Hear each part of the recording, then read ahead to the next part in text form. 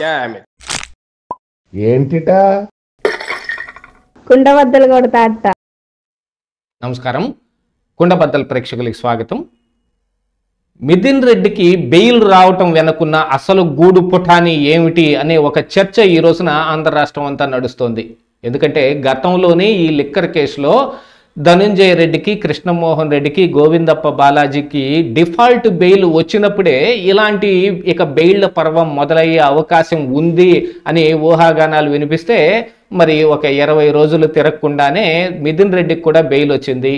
అసలు ఈ బెయిల్ రావటం వెనుకున్న అసలు కారణాలు ఏమిటి అని అన్వేషించుకుంటూ చాలా రకాలైన కారణాలు చాలా రకాల వీడియోల్లో కానీ సోషల్ మీడియాలో, మెయిన్ మీడియాలో కూడా చర్చనీయాంశమై కూర్చున్నాయి.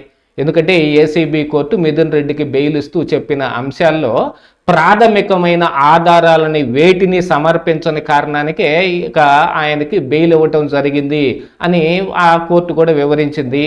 మరి ప్రాథమికంగా ఏ ఆధారాలు లేకుండా ఇంతకాలం మరి ఆయన్ని జైల్లో ఎలా ఉంచగలిగారు?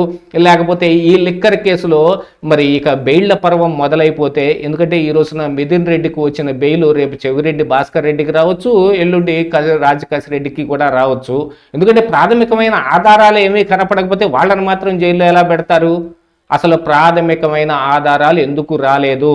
దీంట్లో నిజంగానే ప్రభుత్వం తాలూకు లీగల్ టీము వ్యవహార శైలి ఏదైనా అనుమానాస్పదంగా ఉందా అనేది ఈ వీడియోలో మీకు పూర్తిగా వివరించే ప్రయత్నం చేస్తాను. వీడియో నచ్చితే గనుక ఖచ్చితంగా లైక్ చేయండి, ఇంకా 10 మందికి షేర్ చేయండి.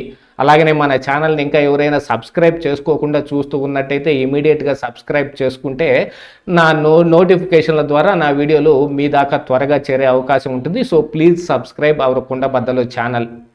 ఇక అసలు విషయానికి వస్తే, మిథున్ రెడ్డికి బెయిల్ వచ్చింది అనగానే ఇక లిక్కర్ కేసు కోల్డ్ స్టోరేజ్కి వెళ్ళిపోయినట్టే అని సర్వత్రా భావిస్తున్న అవకాశాలే మెండుగా కనిపిస్తూ ఉన్నాయి. సర్వత్రా ఇదే చర్చ కూడా నడుస్తోంది. ఈరోజు మిథున్ రెడ్డికి, ఇంకో 10 రోజుల తర్వాత చెవిరెడ్డి భాస్కర్ రెడ్డికి, ఇక ఇంకొక నెల తర్వాత రాజకేశ్ రెడ్డికి. ఎందుకంటే ప్రాథమికమైన ఆధారాలే లేని కారణానికి మిథున్ రెడ్డికి బెయిల్ ఇస్తే ఆ ప్రాథమిక ఆధారాల మూలంగానే రేపు రాజకేశ్ రెడ్డికి కూడా బెయిల్ వచ్చే అవకాశం ఉంది. ఇందులో ప్రభుత్వం తాలూకు లీగల్ టీం సరిగా వర్క్ చేయటం లేదు అంటే ఇంకొంతమంది విశ్లేషకులు కూడా విశ్లేషిస్తూ ఉన్నారు.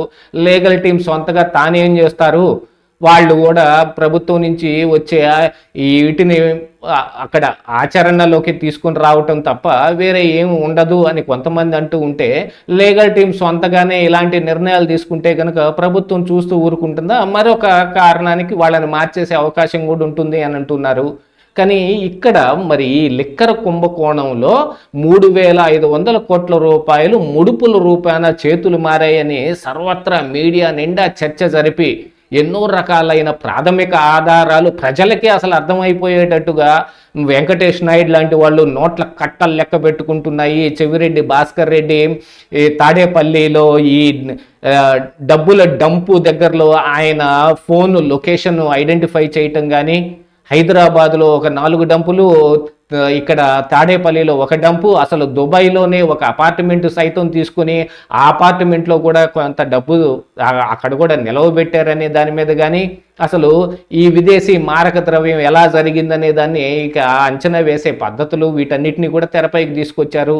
దీంతో పాటుగా అసలు మరి జగన్మోహన్ రెడ్డికి అత్యంత సన్నిహితులైన వ్యక్తులు కానీ, లేకపోతే జగన్మోహన్ రెడ్డి సోదరుడు అని చెప్పబడుతున్న అనిల్ రెడ్డి ద్వారా ఆఫ్రికాకు డబ్బులు తరలించటం అనే విషయంలోనూ చెవిరెడ్డి భాస్కర్ రెడ్డి మిగతా ఇద్దరు ఆఫ్రికాకు కూడా వెళ్ళి అక్కడ పెట్టుబడులు పెట్టడానికి ప్రయత్నాలు చేసిన దాని మీదన వీటన్నిటినీ మనం మీడియాలో చూస్తూనే వచ్చాం. ప్రాథమికంగా ఈ ఆధారాలు కనిపిస్తూ ఉన్నాయి. ఇక జగన్మోహన్ రెడ్డికి జైలే అనే చర్చ కూడా నడుస్తుంటే కనీసం మిథున్ రెడ్డి బెయిల్ అంశంలో ప్రాథమికమైన ఆధారాలు లేవు అని ఇక్కడ చెప్పబడింది. దీనికంటే ముందుగా మనం ఒకసారి చూసుకుంటే కనుక ఇక్కడ మిథున్ రెడ్డి తనని అరెస్ట్ జరిగే అవకాశం ఉంది, నాకు యాంటిసిపేటరీ బెయిల్ ఇవ్వండి అని చెప్పి కేవలం మిథున్ రెడ్డే కాదు, గోవిందప్ప బాలాజీ కానీ, ధనుంజయ రెడ్డి కానీ వీళ్ళు కూడా హైకోర్టు సుప్రీంకోర్టు దాకా తిరిగితే అక్కడ యాంటిసిపేటరీ బెయిల్ నిరాకరించబడింది. ఆ బెయిల్ నిరాకరించడానికి గల కారణం ఏమిటి అంటే ప్రాథమికంగా వీళ్ళ మీద ఉన్న ఆధారాలు అని చెబుతుంటే, ఇప్పుడు మిథున్ రెడ్డి బెయిల్ అంశంలో ప్రాథమిక ఆధారాలు ఎందుకు సమర్పించలేకపోతూ ఉన్నారు? మీడియాలో వచ్చిన కథనాలన్నీ ఆధారం అయ్యే అవకాశం లేకపోవచ్చు, కానీ సిట్ అయితే దర్యాప్తు చేసిన ఈ దర్యాప్తు అంశాన్ని మొత్తాన్ని ఏదో ఒక రూపేణ మీడియా బయటకు తీసుకొచ్చింది. కానీ దీన్ని సమర్థవంతంగా లీగల్ టీం కోర్టుకు తీసుకెళ్ళలేకపోతుంది అనంటే దాని వెనకున్న రాజకీయ కారణాలు మాత్రమే మనం ఇక్కడ ఒకసారి తెరపైకి తెచ్చుకోవాల్సిన అంశం ఉంది.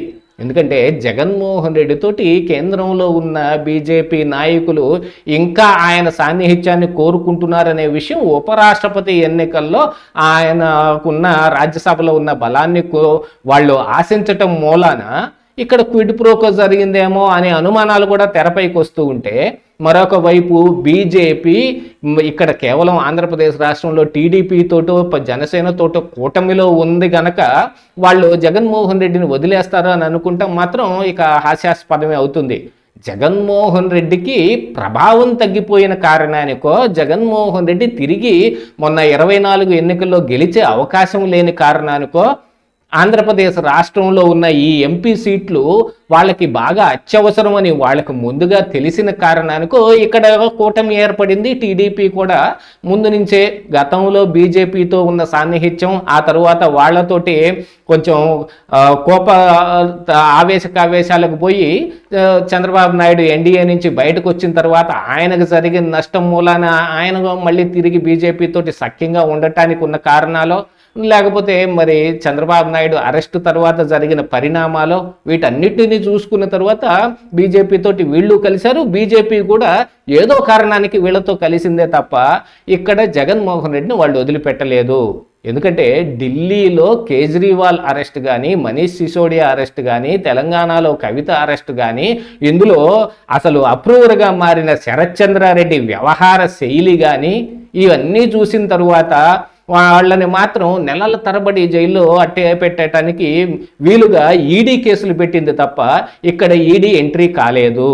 ఈడీ మొన్నటికి మొన్న ఎంట్రీ ఇచ్చి సోదాలు నిర్వహించినప్పటికీ కూడా వాళ్ళు ఎటువంటి కేసులు పెట్టలేదు. అందులో ప్రాథమికంగా ఈడీ కేసులు కాబట్టి అందులో బెయిల్ రాకుండా ఉండే అవకాశం ఉంది. ఇప్పుడు ఈ సిట్టో లేకపోతే సిఐడియో పెట్టిన కేసుల్లో అయితే బెయిల్ వస్తుంది అని అనుకోవటానికి ప్రాథమిక ఆధారాలుంటే ఎవరికి బెయిల్ రాదు, ఏ విషయంలోనూ బెయిల్ వచ్చే అవకాశం లేదు. కాకపోతే ఈ ఈడీ అంశంలో కొన్నాళ్ళు ఎక్కువగా ఈ ఇతరత్ర దర్యాప్తు సంస్థలు పెట్టే కేసుల కంటే ఎక్కువ వాళ్ళకి లైబిలిటీ ఉంటుంది కాబట్టి వాళ్ళు ఎక్కువ కాలం ఉంచగలుగుతారు. కానీ అందులో కూడా బెయిల్ వచ్చి బయటకు వస్తారు. ఏదో ఒక సమయానికి బెయిల్ అయితే రావాల్సిందే. అయినా కనీసం ప్రాథమిక ఆధారాలు కూడా లేని కారణానికి మిథున్ రెడ్డికి బెయిల్ వచ్చింది అని అంటే లిక్కర్ కేసు ఎటువైపు వెళ్తోంది, ఏ కోల్డ్ స్టోరేజ్కి చేరబోతుందో అనే అనుమానాలు అయితే ఖచ్చితంగా రాకపోవు కదా. మిథున్ రెడ్డి బెయిల్ వెనక పెద్ద గూడు పుటాని నడుస్తోంది అని చెప్పటానికి ఇంతకు మించిన ఆధారాలు ఏం కావాలి? ఇదే ఈరోజు కుండబద్దలు.